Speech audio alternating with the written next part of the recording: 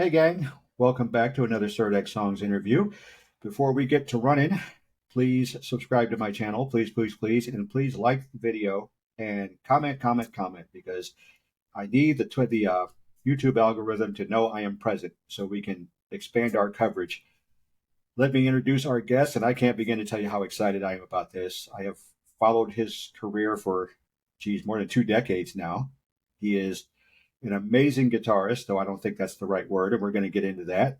He is a sound conceptualist. He's a genius. That's right, I said it. His name is David Torn. I'm thrilled to have him here. David, how are we doing?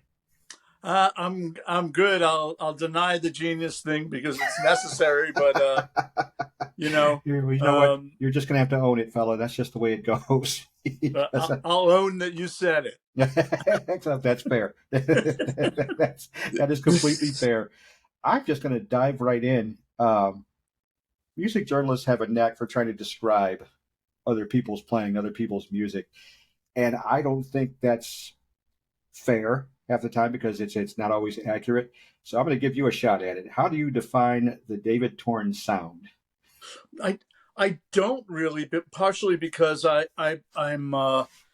still feel at 70, I still over 70, I still feel that I'm redefining as I learn, and I haven't really decided to stop learning, although it's maybe a slower process now. I'm still working on things that I will never achieve, and I'm aware of that. So I don't know how to say it. I mean, I took in the early on. I took in that there was a possibility of a good marriage between the electric guitar and electronics. And I Okay. wanted it to be that way before it really was that way. So at every point in time where I could find a way to manipulate the sound of the instrument in a way that increasingly felt more and more natural to me, I would incorporate whatever those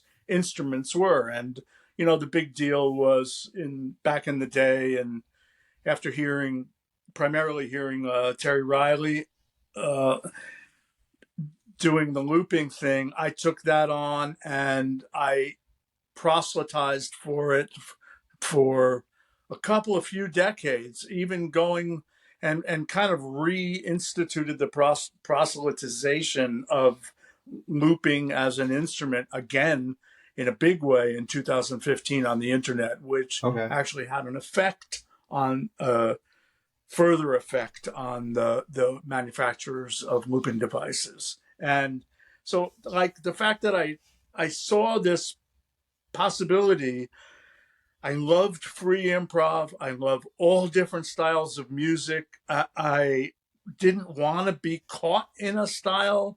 Knew that I had to find a way to develop my own voice in the midst of what was the electric guitar explosion of the 1960s and 70s. And Gotcha. I knew that as like we all come up copying the masters like I did, and I think it struck me early on that there was a better way for me to move forward than to simply keep copying the masters. There was a way for me to morph these things into some communication that I was trying to allow through me or trying to develop, or the things I wanted to quote unquote say, which I think is the most important thing of being a musician. And that led me to that marriage of electronics and electric guitar. It also has ended up in being, there's a technological side to my career, which is the development of the help to develop different electronic devices, sometimes coming up with stuff on my own.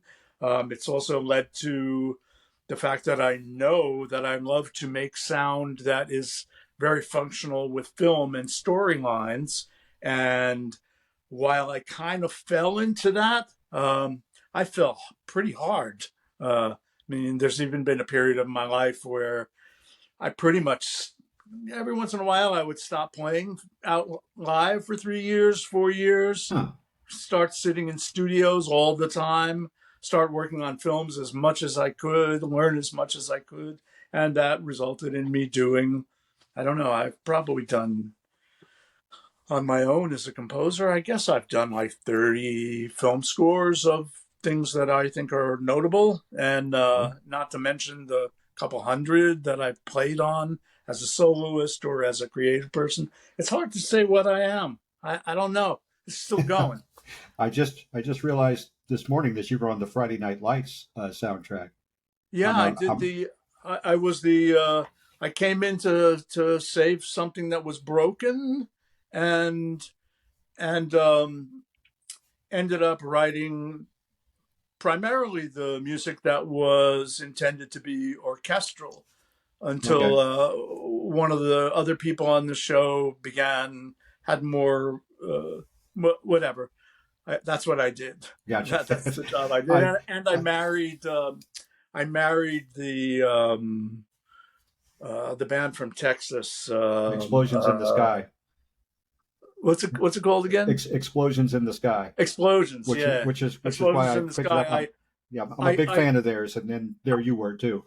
I did a piece. It was my friend Brian who kind of brought that band to the attention of the director and the music supervisor and the producers, and so there was one piece of music in which I had to marry something I wrote into a piece of theirs in order to get it work in the scene.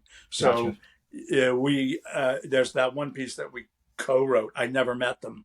I never saw them. They were gone out of Los Angeles by that point in That time. happens. You know, Technology is great that you don't have to be in the yeah. same room anymore, so that that works out nicely. You've covered a bit of one of my next questions, which I appreciate. Now, this is why I love talking to musicians because they answer my questions before I even ask them.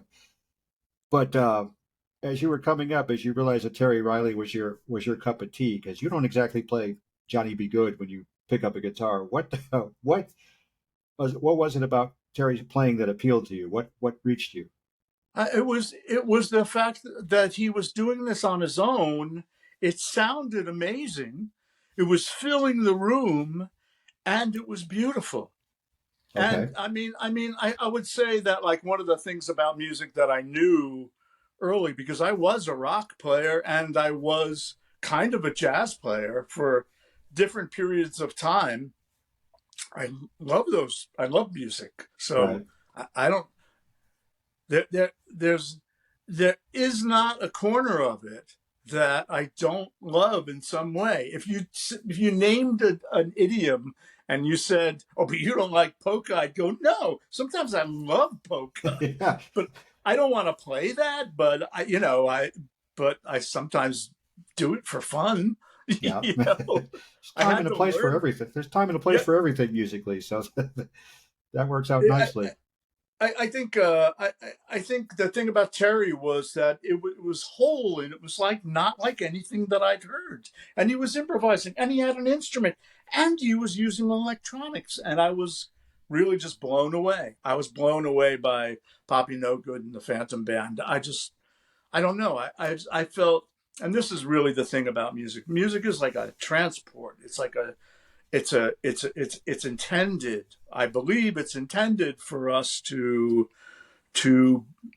not just feel catharsis through music, not just feel inspired by, but to actually be edified in a way that makes us wider, bigger, more open than we were before we were moved by whatever music it is. So that whole thing about like being transformed somehow, bettered by music was really, it was key to me, totally key, and kind of fell directly in line with my philosophical side because when I was very young, I started meditating and I actually, in reality, I thought I was going to become a monk. Um, Huh. I didn't really like playing in public. I didn't really like it.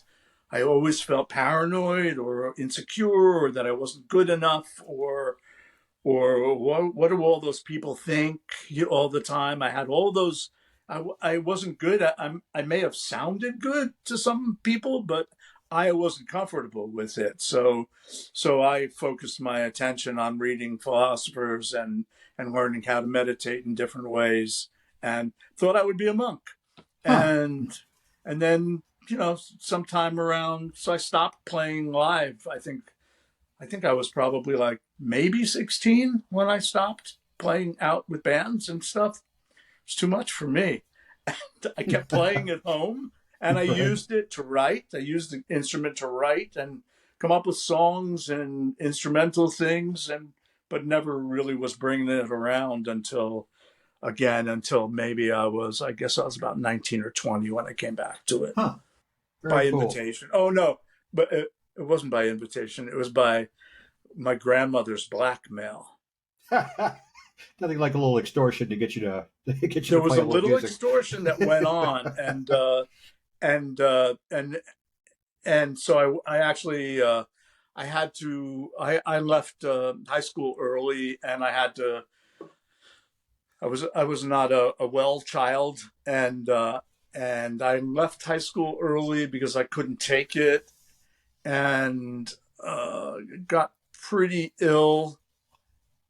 And during that illness, I was at my folks' house convalescing, and I got my GED by. Mm. I couldn't go to I was enrolled in a night school to get a GED, and I couldn't go because I had hepatitis, Okay. and so I was in bed, and they let me write a paper, and I got my GED. And when I did, um, I had been talking about saying to my folks that I was going to leave the country. I wanted to go to India. I wanted to study this meditation. I wanted to take it further in a kind of what do you call it when you engross yourself in something, immersed Yeah. in an immersive way. I want to go there, learn from people about these kinds of meditation that were interesting to me, and had been already, from having learned a couple of basic techniques, were super helpful for me. And it was Hmm. just it was an interesting group of people. It was a social service group as well as being a yoga group, but there was a lot of, they were famous for being politically active as a social service organization in India, especially in the poorest parts of the north of India. Okay. And so that who my teacher was one of those teachers. He lived in Philly, and it was relaxed. It didn't really. It was very intense, and I stopped playing. And I brought a guitar with me when I went over there for just about a year, and was thinking that I'd probably just do this for the rest of my life. I'd pick up the guitar once in a while, play it. I went up to Kathmandu and took a lesson with a violinist in Kathmandu. I went out to the jungle in Bengal, and I was supposed to have some singing lessons with this amazing bhajan singer, and he who was a monk, and he didn't really teach me anything. I just listened to him. Sometimes that's enough. Yeah, so yeah, I don't know. My whole goal in music has always been like betterment, somehow betterment of me as a human being, wanting to get the music to do some kind of a lift that maybe isn't available through the most pop forms of music. I'm not saying there's anything wrong with that. I love pop music. Yeah. I really do, and I like playing it when I can. I just felt like there was always something else for me to do, and I had to find out what that was. When I came back to the States, the blackmail had been that my grandmother um, offered to give me a few $100 if I would go to Berkeley College. And so I agreed to that, even though Okay. I didn't want to be around musicians at all. Well, they have them there. They have them there.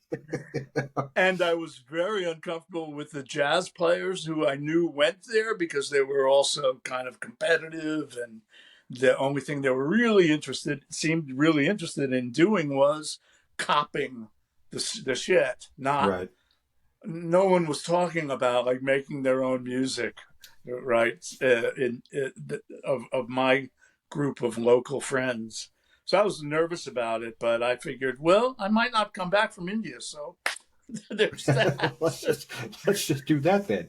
It turned out that I did, and when I did, I I I had to take her up on it. So I enrolled for 2 semesters work at Berkeley in 1 semester, and figured I'd do it and then just get out. And I didn't do well under the circumstances. I was never really a great um, um, institutionally educable student, I and understand. really hard for me to work it out, both socially and also the way the institutions work. So I did some good work there. I had a great composition teacher who didn't count my final. Uh, um, Told me not to show up for the final exam, Huh. because I was late so much that on that basis alone, I wasn't capable of being a musician. Um, and he wasn't wrong. But at the time, I was really angry because I said, no, no, no, I know this stuff. You know I can write. And he said, I know you can. And that's what makes me so angry. But you just were never on time. And I said, I have a meditation practice I have to do every morning. That's what I do. And it's part of my life. Right. And I tried and I just failed a lot. And he said, yeah, so don't come to the exam. So I went anyway because I was so angry. Took the Right. exam anyway. Got graded. Huh. Well, that'll learn him. Didn't count. So, Didn't count. well, And then magically, you know, do you know who the guitarist Jeff Richman is in I've Los heard I've, Angeles? I've heard the He's name. he was really one of the early fusion players, I would Huh. say. He was a friend, one of my only friends at Berkeley in that 2 semesters in one. I Okay. really liked him a lot.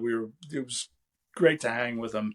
And magically, during the course of that finals week, I got a call from an old friend in New York who asked me if I wanted to join the band that I played in his high school's Battle of the Bands. I was living with him and his mom and dad, and at his high school, I was in his Battle of the Bands as the guitar player. We won the Battle of the Bands, and he asked me to. Now he was a serious musician, and he said, "Come on, let's start a band together." So we did. We got together with old friends. I went down to New York, and then we found a place upstate to learn music together and work on music together, and we started this band, and it lasted for like 7 years Oh until wow. I got a call to leave the country with Don Cherry, Everyman Band, and Don Cherry, Lou Reed's backup band at the Okay. time, and friends with Don. And yeah, I think I went way off. Whatever you asked me, I went way off the subject. Just No, we're kind of there. No big, no big deal. I like hearing the resume. 70-year-old man loses the Eh, script. yeah, we'll be fine. This is the joy of improvisation.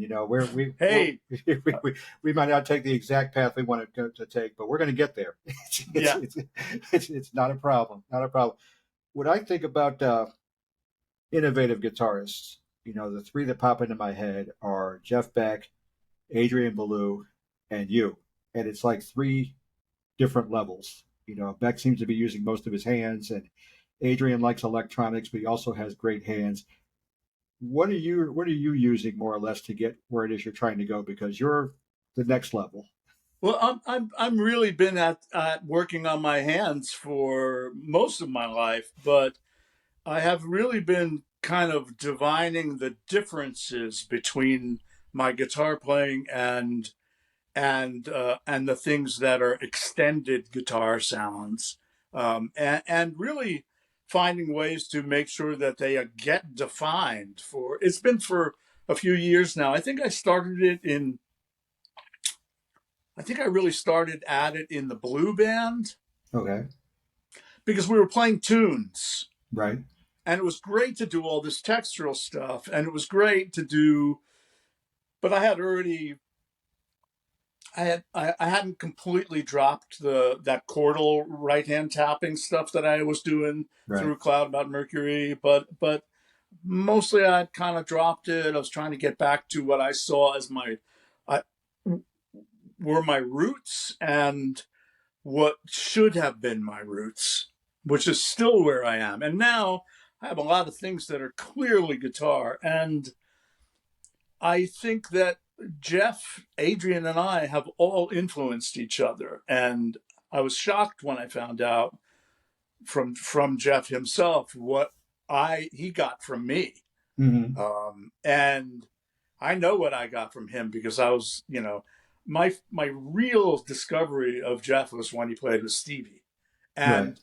and on maybe on a Billy Cobham record. Could be. Did I Jeff remember. play on a Billy Cobham record? I'm trying to think. I don't recall it, but now Or I have was to go look that it up. or was that the guy from Fort Lauderdale? Yeah, sorry, I lost the name. Yes, I got nothing. Adrian, I got in touch with. I didn't really know about my connection to Jeff until he made it clear to me when he invited me to fix this record for him. Yeah. And then I found out over the course of two and a half years or so. I kind of felt like it was weird when I first heard him do the thing with the whammy bar, pulling the harmonics up. And of course, I found out later that Jeff heard me do that on Cloud About Mercury. That was a moment for him, and some of the Eastern things that I had were already in the music by 1986, right, 85, 86. They really showed themselves to be clear, right? In my music, and Jeff was he was like enamored of that shit. He came off stage at a gig in New York, and I was like all the other punters who were allowed to go backstage. I was behind like 80 people, and I'm standing in the back of the room, right. and these guys locally in my neighborhood, I was not really well known by people as a musician because I never really played locally, not since 1980 or so. Right. And I was always like concerned for my kids that in the school system that I didn't want the like teachers and the PTA type people to look down at us because their dad was a musician, right?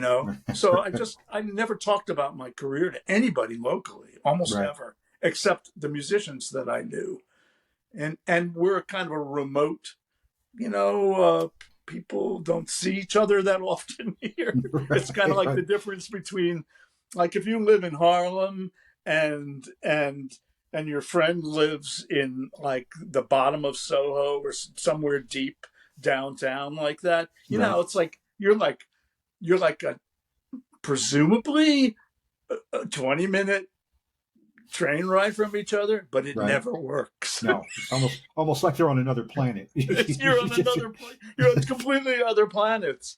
My sister up in Harlem would go, "Hey, you guys want to come up for dinner?" And we'd go, "Oh, I think the baby's not doing so well tonight." Right. I got this thing I got to do real quick. I understand. Yeah.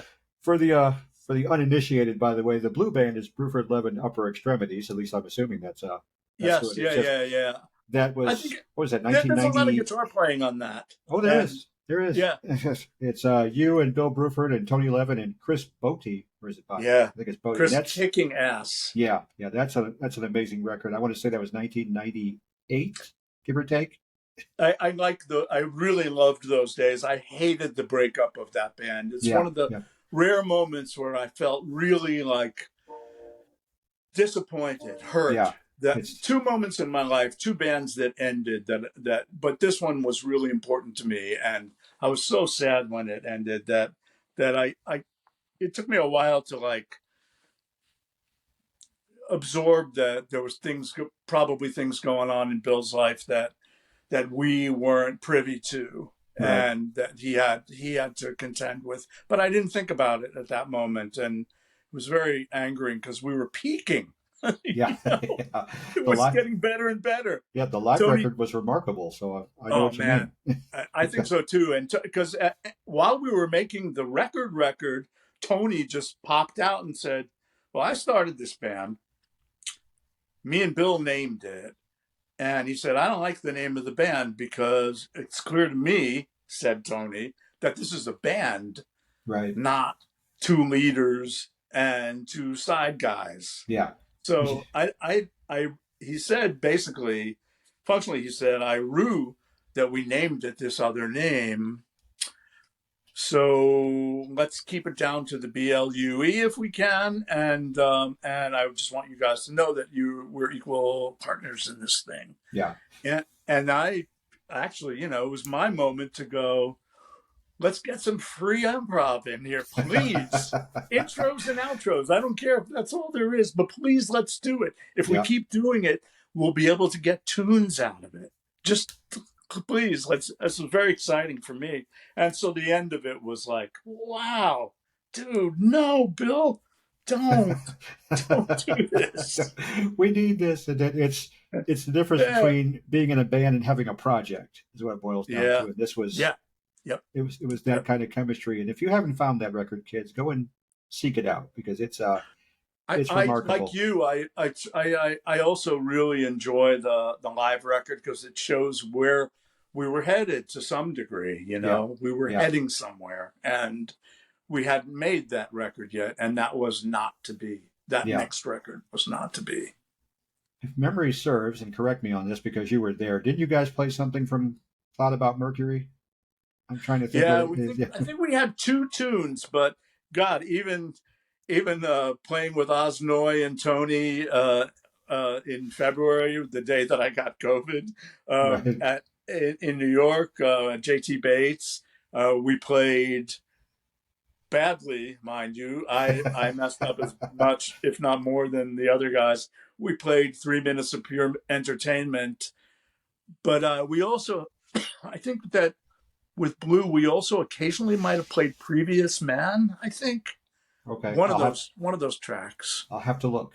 I'm not for certain, and I was frustrated because I was in St. Louis. Of course, I lived in St. Louis before I moved to Chicago, and shows like Blue just don't come to St. Louis. I mean, I hate to badmouth my old town, but I always say that St. Louis is where quality concerts go to die because I have to travel. This is weird, but St. Louis is one of the cities in America that I have never been to. Really? Never. Not on a plane, not in a train, not in a car or a bus. Not ever been in St. Louis. I'll be damned. Well, I'm taking you to a baseball game. We're going to go down there. I'm taking you to a Cardinals game. Of course, it's pretty dumb, right? It's like, what? St. Louis or baseball? No, the fact that I haven't been in that place. It's surprising is what it is to me because it's you're going to lose your Johnny Cash pass, where I've been everywhere. But it happens, I lost my Johnny Cash pass. Yeah. That's just, it happens. And while I'm thinking about it, because my brain chases squirrels all the time, the Jeff Beck record, that was Jeff, just titled Jeff, because the tune I'm thinking of is Plan B, which was like the second track on the record. I know you did more than that, but I did 3. Yeah, that was my standout because it's once again, you just have a sound where I can identify it immediately. And we'll talk about that in a second. He basically said, "I don't care what you do, but if you can't save he said, do whatever you want, right? Whatever you want to do with it, because I don't. Otherwise, if somebody doesn't do something with these 3 tunes, I have told the record company, and my managers are really angry at me. But I told the record company that if if we can't increase the quality to something that. Oh, he went out on me again. Ah, there we go. Had him and I lost him. Now he's frozen on me. I'm Nope, there he is. frozen. Oh, now you're back. Yeah. I got Okay. you now. So yeah, where were we? We were talking about. Talking about Jeff Beck and doing whatever you want, Oh yeah, making the he label basically angry. said. He said to me, I said, if it's not saved, I'm not going ahead. I'm not going to release this record. I won't release it. And so I did Plan B first because it seemed like the most important of the tunes, Right. of the three that I rewrote it. I reorganized everything. I did all kinds of weird computer stuff to make parts change from the way they were without as little. I created the intros and the outros completely. Right. I think it was. I was trying to think if anybody ever played acoustic guitar on a Jeff Beck record before. Not. I'm thinking that for a very long time. If they have, I don't It was recall hearing me. one. Well, there you go. I played at least on two of those. I played acoustic because I didn't want to get in the way of the electric stuff. Right. I heard what he was doing, and I thought, okay, well, there's a melody in everything that he plays, so I've got to find a way to do this and make Jeff feel like he wanted to just feel like it was contemporary. That's where he was. Yeah. He was basically saying, you're contemporary. You understand this music. You can do this with guitars. Fix it. And he was incredible to work with in that period of time. Just amazing.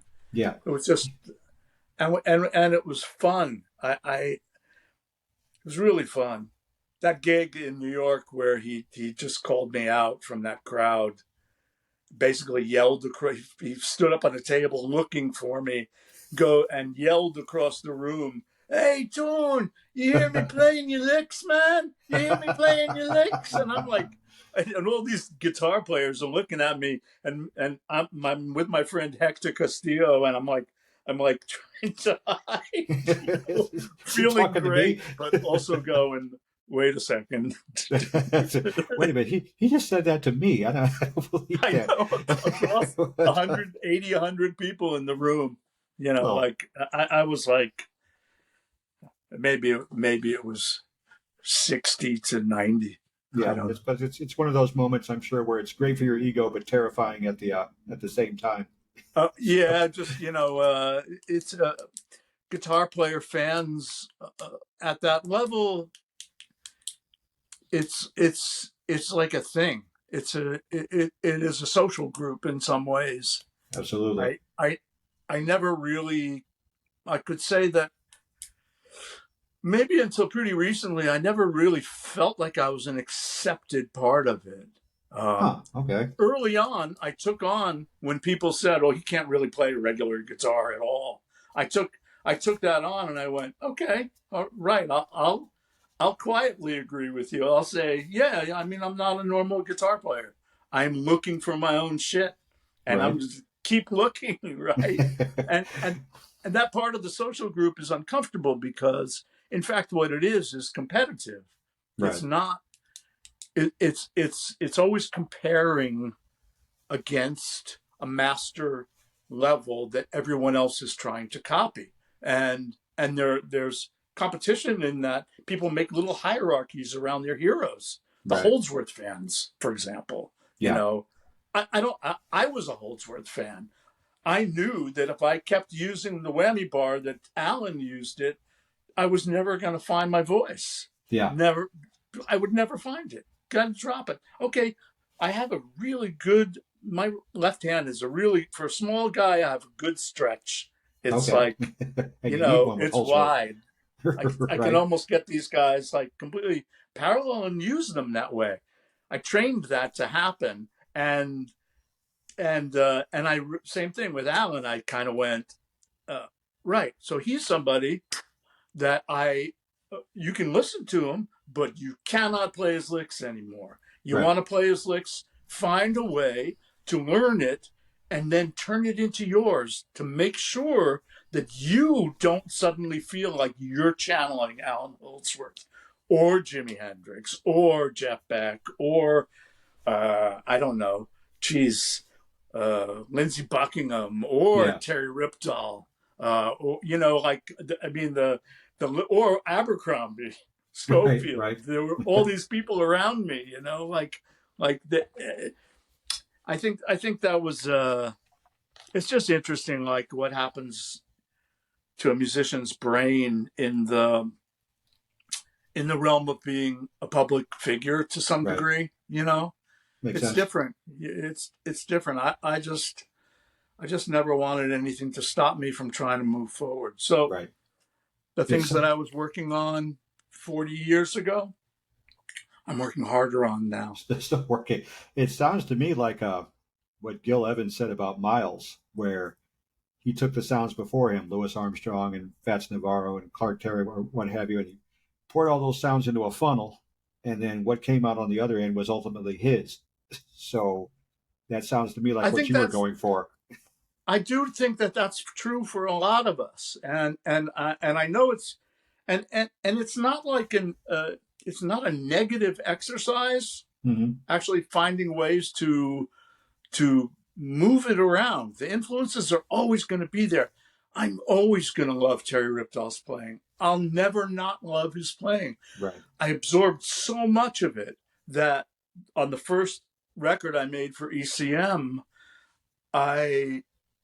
not the first I made for ECM, the first one I made under my own name, I was so nervous. I kept saying and we're in Oslo, Norway, and I'm playing on the same amp that Terry plays on, and I've got a Strat or Strat-like guitar, and I'd go into the control room with Manfred, and I'd listen to something, and I'd go, I hate that. And he goes, why? And I said, it sounds like Terry, and he'd say, what sounds like Terry? And I'd say, that's a Terry phrase. I did not make that up. Yeah. I'm uncomfortable. I hate myself right now. I hate this shit. Yeah. And Manfred would shrug it off and he'd say, oh, this sounds more like Santana to me, but what do I know, for crying out loud? I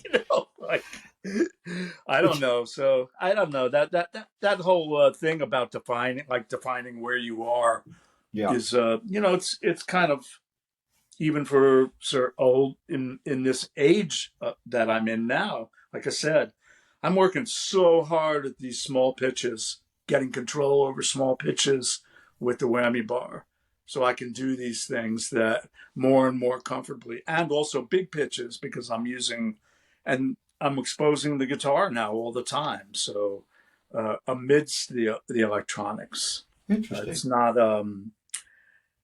it's pretty distinct. I think think it's pretty distinct.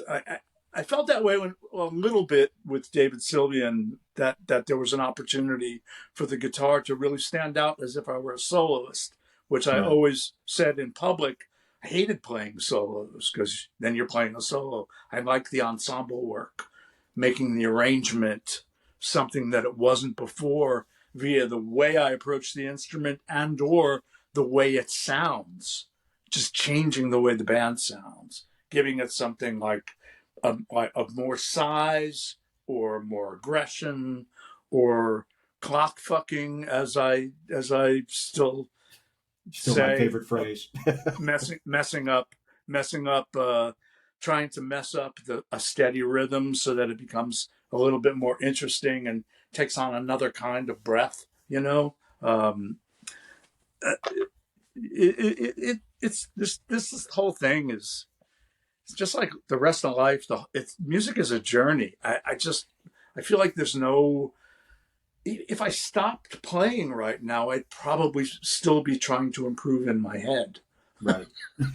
because it never ends. Well, the journey is the perfect metaphor, because each record is like it's a rest stop more than anything. You're not going to live there. You're just stopping here for a second and letting it be what it's going to be, and then it's time to move on.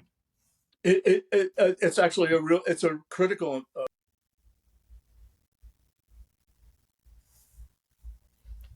We're cursed by the sound. There we go. Well, it happens. We'll be okay. I just heard you. Got that? Yep, I got you now. There we go. Okay. So I think it's a critical point for me because I never wanted to make a record that sounded like the record before it.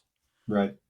And I mean that from the overarching musical stylistic way. I don't want it to be the same thing. I That's don't fair. mind hearing the progression. I'd like to hear the progression, but I want to hear the progression. Right. I want to hear where the artist is now. I think it's one of the reasons why one of the reasons why I've made so few records is, Okay. well, when it's important, I'll make one. So, But not before then. That's actually a good no, approach. now that we're putting out a lot of live material and stuff, I'm happy with that because it's another way to look at a progression. Right. Doing a lot of Bandcamp releases and stuff. Although I still don't have my own Bandcamp page, it's supposed to be imminent. Well, let's get on it, fella. I know, right? We got stuff to do. You have collaborated with a lot of legendary musicians. I mean, we've rattled off a few here between Jeff Beck and Tony Levin and Bill Bruford, Mick Karn. Pick one. How does a potential collaboration reach you? What tells you that it's a good idea to work with this particular person?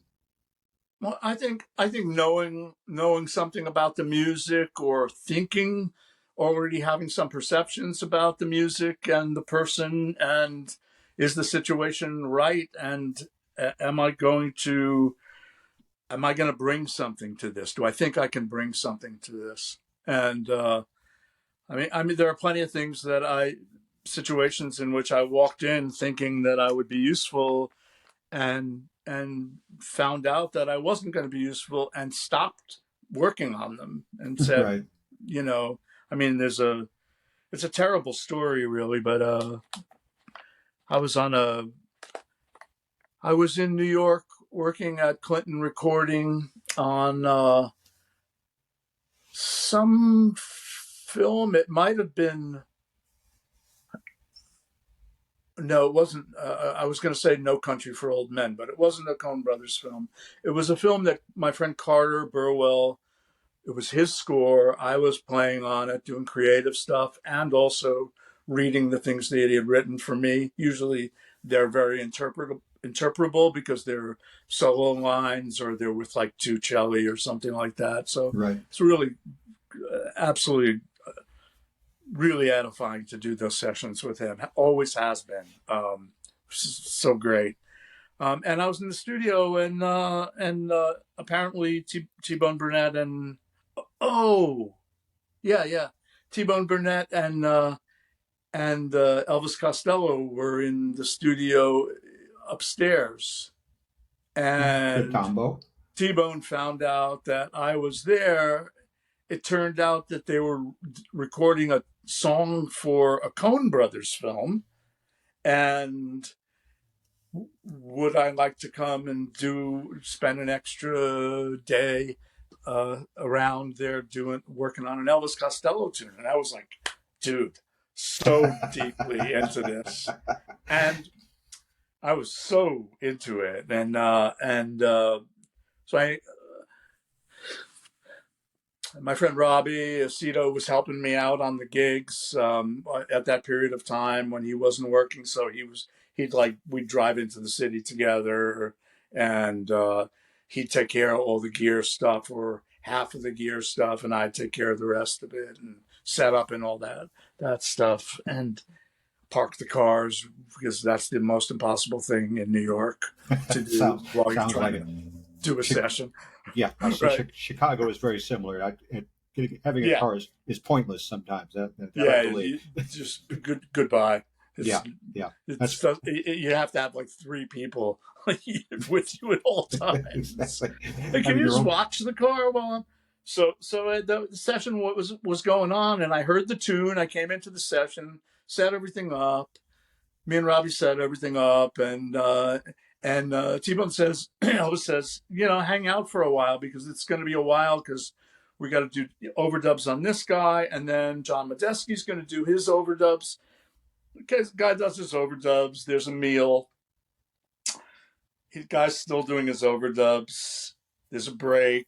Medeski starts at maybe 3:30 or 4 in the afternoon. And so I'm sitting in the back with Elvis's then wife and behind the control room with the doors open so I could hear the tune and start getting ideas. I'm starting to develop ideas in my head. And about sometime around 8 o'clock at night, they're still going. He's still doing overdubs on one tune on various keys, and everything just keeps getting more and more and more and more layered.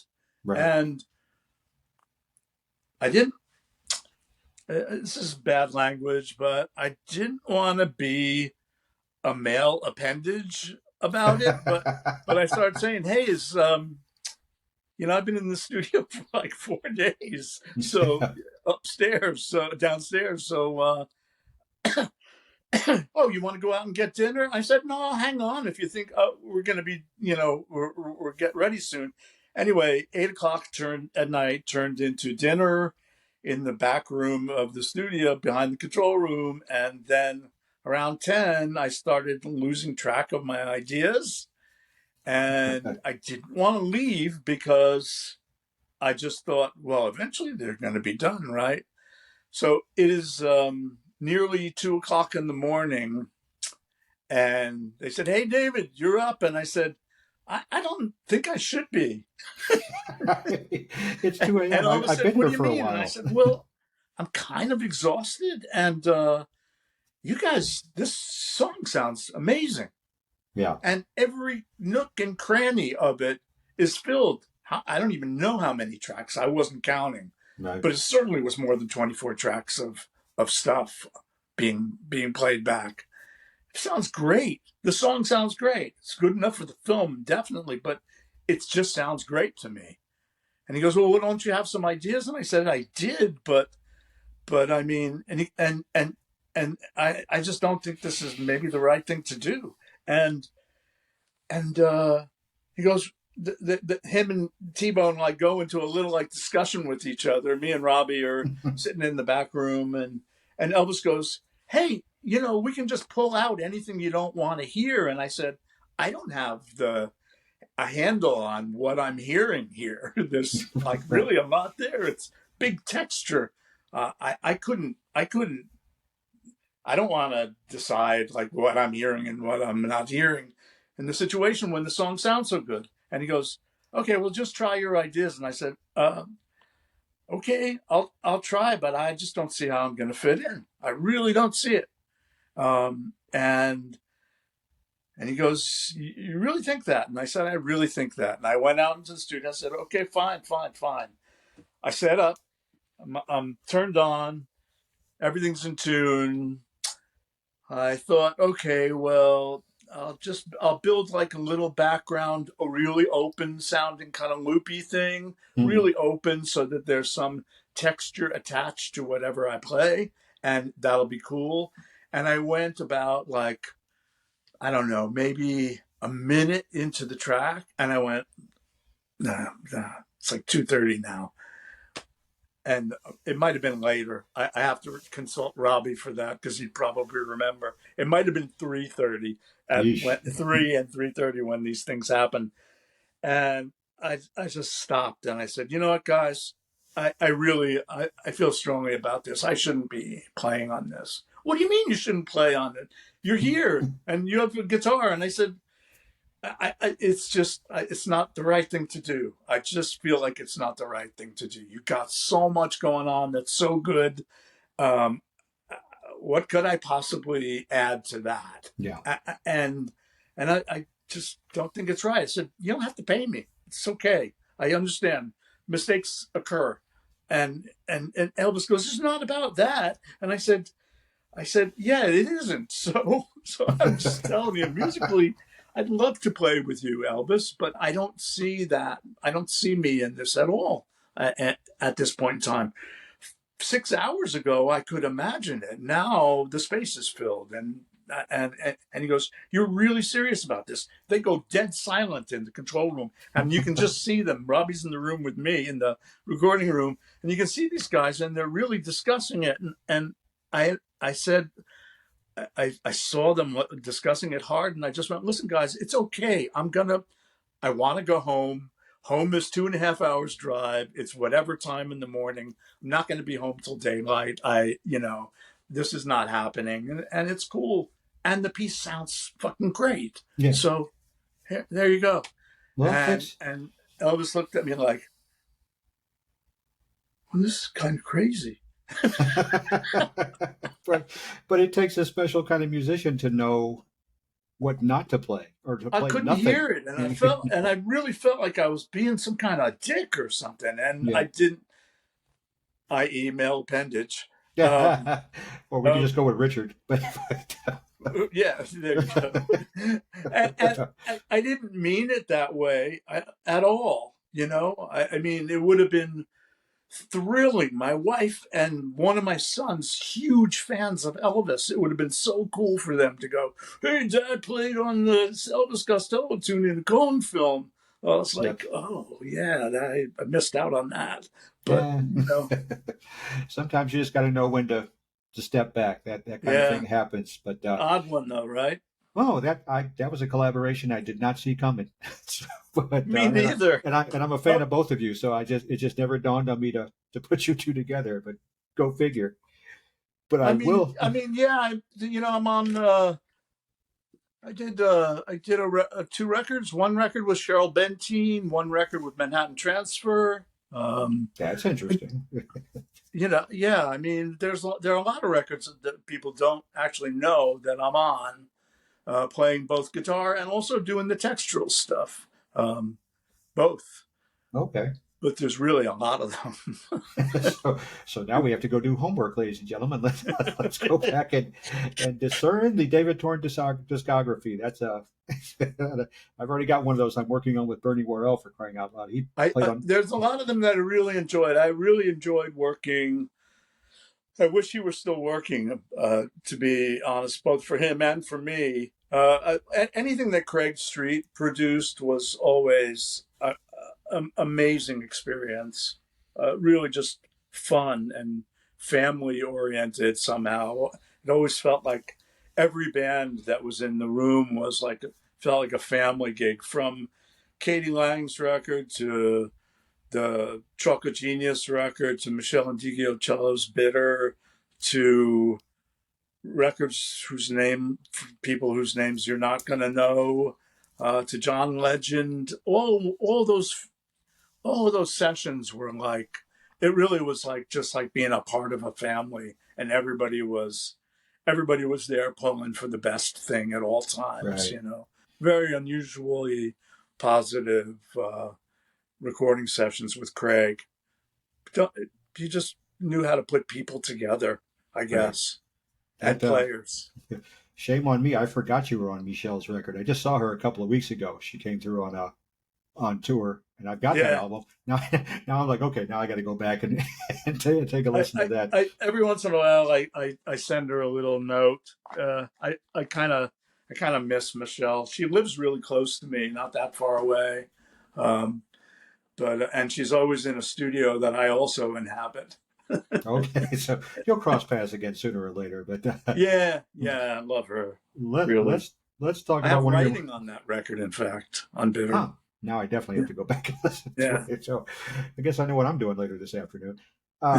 Let's talk about one of your latest collaborations, or at least the latest one I've heard with Sonar, the Swiss trio, which I was already a fan, and then you popped in and started adding your magic to it. And I'm telling the story now anyway. When I first heard you play with Sonar, and they're already fascinating with the interlocking tritone guitar sounds and what have you. And then you jump in on an album called Vortex, and there's no doubt when you start playing, and it was so amusing to me. It just cracked me up when you jumped in, and I put my head down and started laughing. I'm like, oh, fucking Torn, man. I mean, he just shows up, and okay, we're in a whole new dimension now. How does the latest album is called Three Movements, and you guys have done Vortex, you've done the live album, and you've done some work on Stefan's solo stuff. I should Yeah, we mention did that the too. live album. We did Vortex. We did this one, and there was a middle one I can't remember the name of. It'll come back to me.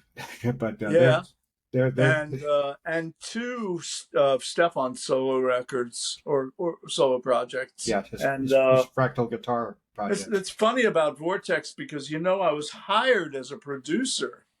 And then Stefan said, would you like to bring a guitar in case you want? I said, I'd play on one track, but I'm going to be busy producing. I'd Right. like to be in the control room and making sure all the sounds are going where they should be going. Right. Even though I'm bringing my own engineer, we're a team. We work as a team, and I feel, and I think that both, at some point, Stefan and Anil Prasad had been talking to each other about trying to get me on more than one tune, which I didn't find out about until I got there. And I said, I told you I'd play on one tune, but I need to be in the control room I'm going to mix this. I need to be in the control room for Right. so I know what's happening. And that's the way I produce. And I put up that barrier of like, no, I'm not playing on every track. It's a whole nother thing. Right. I can't really be a producer in the same way if I'm involved. And Stefan was like, yeah, you could play on like 3 tracks maybe. And then it turned into just try one. And we did one tune, and I went, okay, all right. I'll step out of the producer role. I'm in. But it was kind of grudging in a way. I was kind of like, oh, okay. Well, now you're there. There's no getting around it. Now I'm soloing, though. I'm both solo and a rearranger / accompanist, right? Yeah. Because I'm changing the harmony all the time throughout the record. I'm sometimes in very subtle ways and sometimes in not very subtle ways where I'm really just going into completely different key centers in order to recolor the music. Right. And make it feel like it has some elements of 20th century harmonic development in it. Other than that, it feels like, it mostly would feel like pentatonic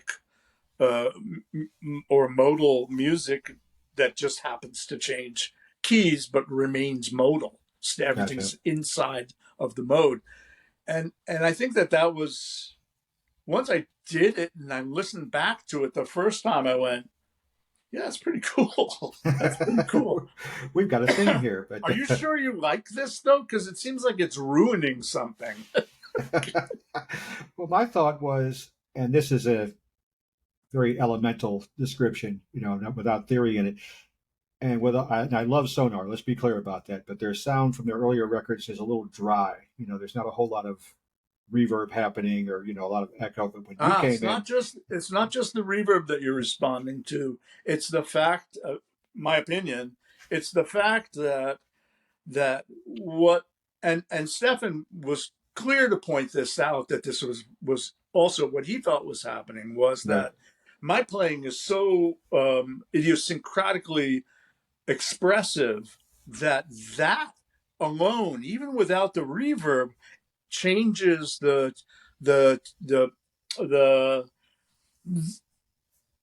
distinction between dry and wet on its own.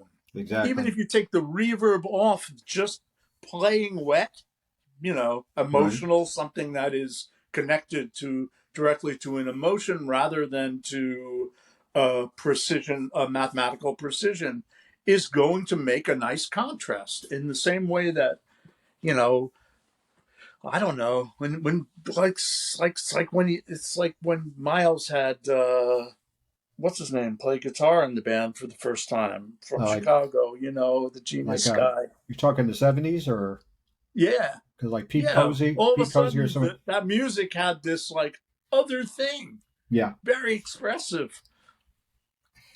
So that's what you're bringing. There's no question about that. And I'm so glad you used the phrase wet, because that's exactly where I was going. It's always Yeah, great when yeah. we speak the same language. It's the same language as the reverb channel uh, uh, uh, definition of wet. It makes sense because you feel like there's that little ocean thing, but then there's also like that expressivity thing from great soloists around the world. It's always, and singers, it's like trying to be a singer for a Right. minute.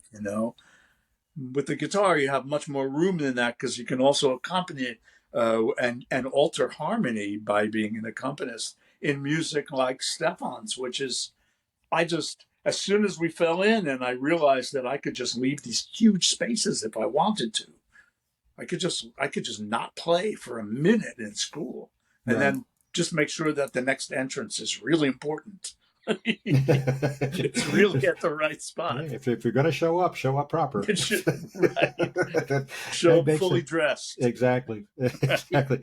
Did I understand correctly that Three Movements was kind of built around some of your improvs, Stefan, Yeah, that was the compositions thing around that that? I'm not sure what was going on, if that was purely, I think it was a creative move on Stefan's thing. He had been listening to a bunch of the solo pieces that I'd been putting on Facebook and Instagram, and he said, can I how would you feel if I sample? Can you send me some of those pieces, and can I sample from them so that I can start using it to build the bed, and then you'll be a co-writer on the stuff?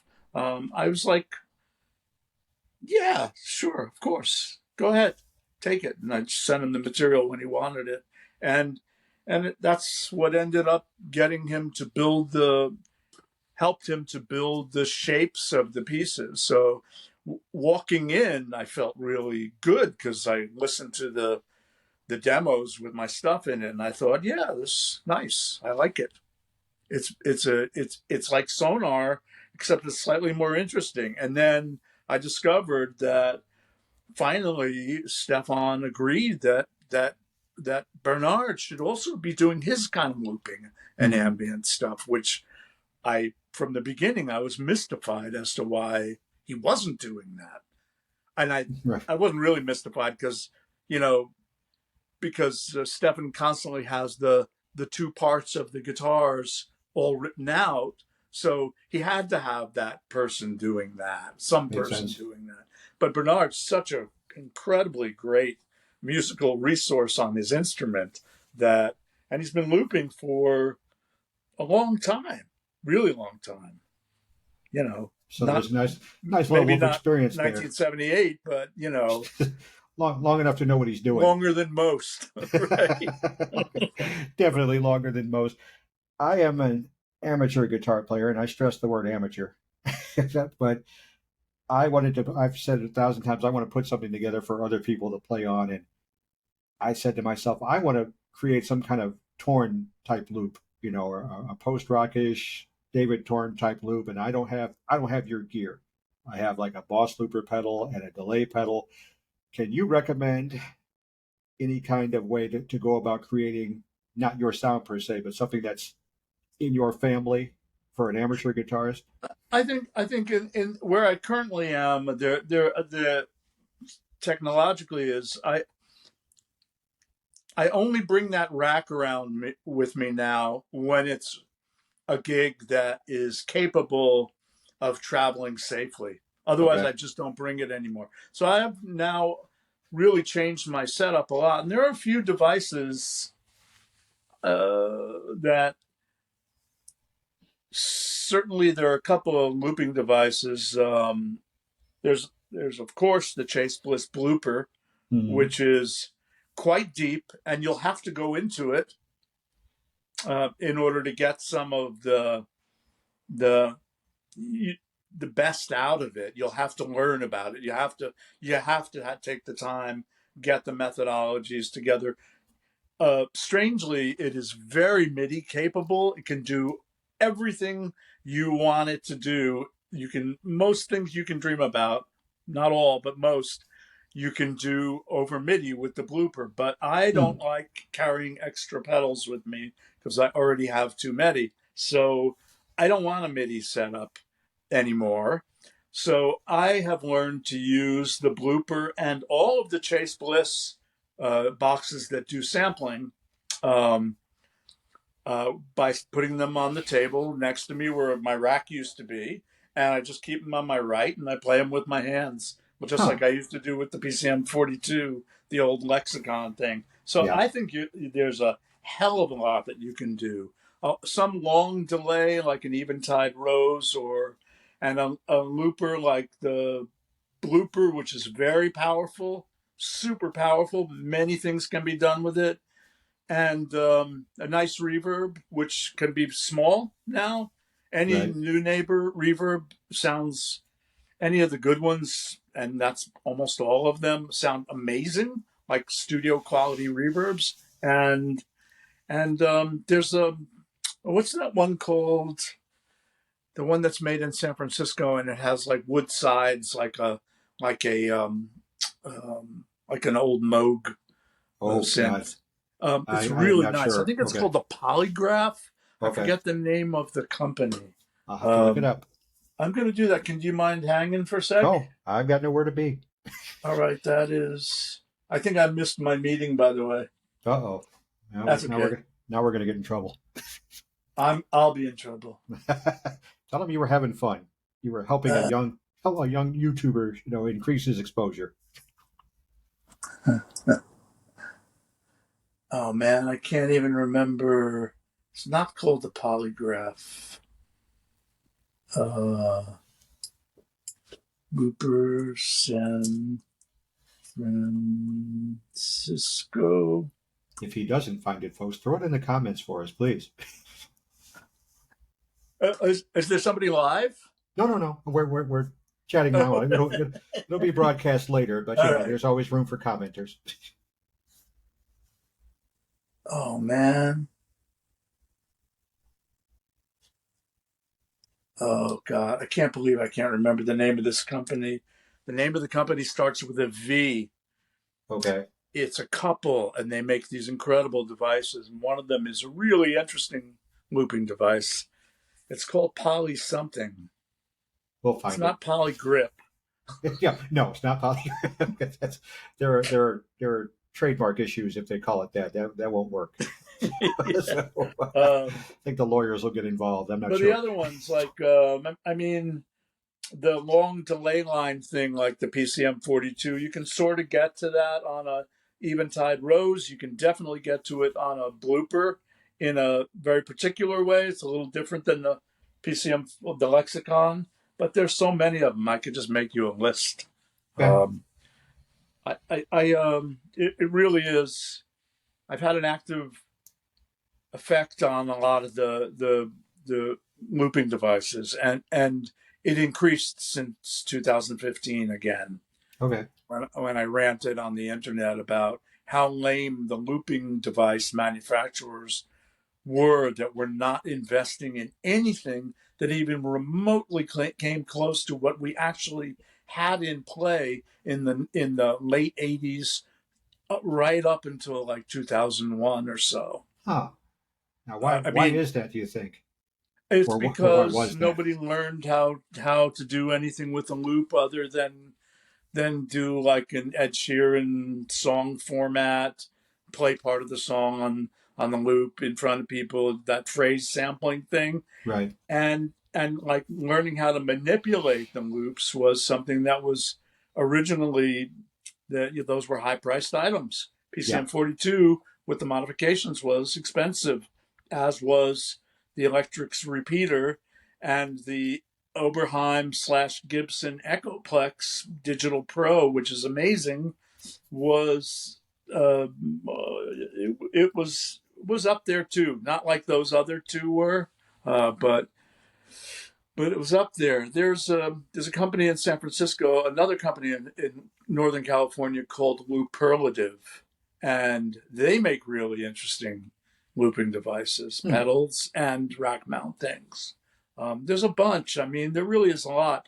I think it fell apart because And I predicted this, and I told people at Lexicon if they didn't send people out to teach what you could do with it, Right. other than just repeat a phrase, nobody's going to know, because it's going to be people in the background like me who are doing that stuff, who don't necessarily come into a kind of like major guitarist light. It doesn't happen, you know. Yeah. If you're hiding in the corner because you're working on shit, you're not likely to also be that person who's using it simply. Yeah. You know? And nobody, I don't think anybody really calls for that kind of thing in pop You know, music, for lack of a better phrase. I think that there was just it fell apart after it started falling apart after the Lexicon Jam Man was made, Okay. and they took it off the market. When Lexicon took it off the market, there was a change of there was a changing of the guard at corporate level, and it just changed. Yeah. And then Sometimes that doesn't go Electrics well. picked up the gauntlet, and that company in Texas, Boomerang, picked up the gauntlet Yeah. and started doing really creative things. Electrics Repeater, I still have two of them. Nice. I am an archivist of looping devices. So I don't think there's a looping device that I've used that I didn't hold on to, knowing Okay. that it might disappear one day. Now it's back in a big way where I can't even tell you how many new looping devices I have doing different things. And Clockfucker isn't done yet, but one day before I die, it will be a product, although I'll probably have to rename it. Bah, I'll buy one. I'll buy one. We'll put the little symbols there, the ampersands and what have you. Something. It's just good. That. A picture, maybe? No, maybe not. That works. That works. I'm going to get you out of here on this one, or come very close to it. What have you not done that you still want to do? I mean, you're constantly moving forward. Is there anything in particular that you're aiming for? I think getting this next set, this huge new set of music out, my own music out, is really important to me. And I'd really like to do, you know, not meaning to sound morbid, but I'd really like to do another 2 to 4 really good films as a composer before this is over. I got you. And I don't know. Are you familiar with Barry Cleveland, the writer? Yeah. And he's a friend, and we started a little publishing company to try to help production library music for films become a little bit more diverse for the people who need to use production library music. It's a huge and probably impossibly idealistic goal, but we have the composers to do it. So we actually have a deal with Warner Chappell now that we are going ahead with, and I'm in the middle of making sure that the first composer has somebody to help him arrange and give him ideas and bounce things off of. So we're in the middle of, I think we have like 4 or 5, 4 out of 10 or 12 pieces we have approved by the big bosses. They're our partner, so they're not actually our bosses, right. Warner Chappell. So that's an interesting thing. It's not something that's going to reach the typical public eye, but it is an interesting thing that we're doing. Nice. And I kind of lied. We'll make this a subheading, but you do have new solo work in progress. Is there anything you can tell us about that? Well, there's a lot of this. This, instead of saying fecker, I could say like, there you I'm go. Irish. Yeah, that'll work. Fecker. So there's a lot of clock fecking going on, and everything is based on what was originally and remains a solo guitar piece that was played, improvised with thought, improvised and performed by me in one pass. Okay. And then I have brought in a really pretty broad cast of characters to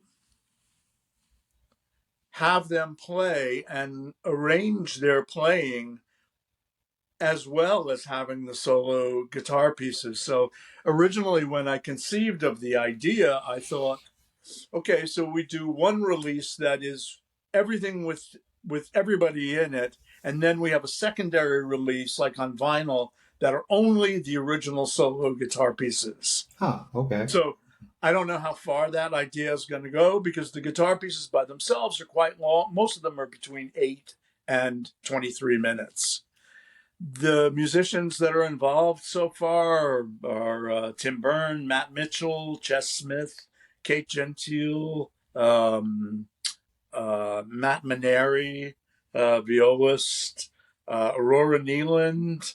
I'm Dean Sharp, Devin Hoff on upright bass. Nice.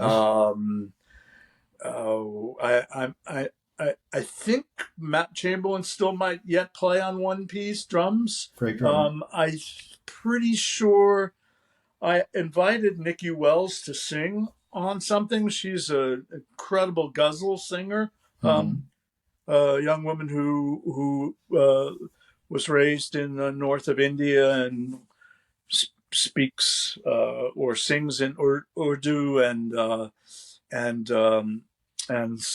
Farsi and is an incredible singer. She's still invited. It fell apart at some point in time because the timing was she was going on tour, but I'm going to bring that piece back to her. Who else? Dean Sharp also playing drums. So it's quite a crazy cast of characters. But he steals my phrase again, kids. I was thinking that's a wild cast of characters, and you. I will secretly send you two pieces via my online server today at some point. Okay. That's not for you, kids. That's for me. Not for the world. Yep, unless you secret stuff. Unless I go, okay, do it. Go ahead. Fair enough. You know, we're in this teaser. The internet has turned into a teaser mentality, and I don't love it. I like hearing pieces of music, but I don't like being told, and this will be released in June of 2025. Yeah. You know how much stuff is going to happen between now and then? So it's ridiculous. I understand. I need a place to put my money. It has to be a place. I get it. All right, we're going to get you out of here, David. I really appreciate it.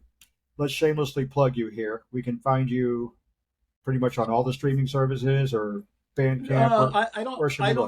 I haven't put anything on Bandcamp, and I am not active on Spotify, but I have a very active Instagram account, David M. Torn, and I'm definitely on Facebook sometimes. Yeah, I tend to hang out more on Instagram because it's just more. It just still feels more content oriented, and that's what I wanted to do through the pandemic, is just put all these pieces up and me practicing, and I'm not really talking that much, a couple of times, but not gift of gab is good for conversation for me. I don't really like the lecturing bit.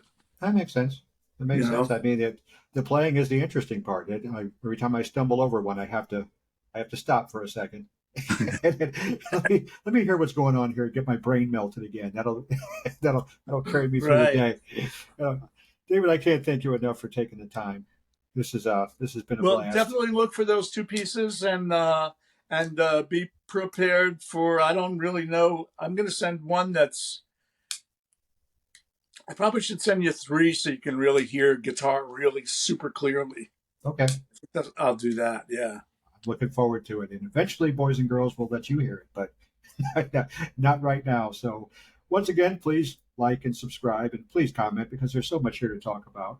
But I'm going to let this man get to his meetings, assuming that we're not. Cedric, thanks for having me on, dude. Thank you. My pleasure. We look forward to talking Really again. fun. All right. Take care.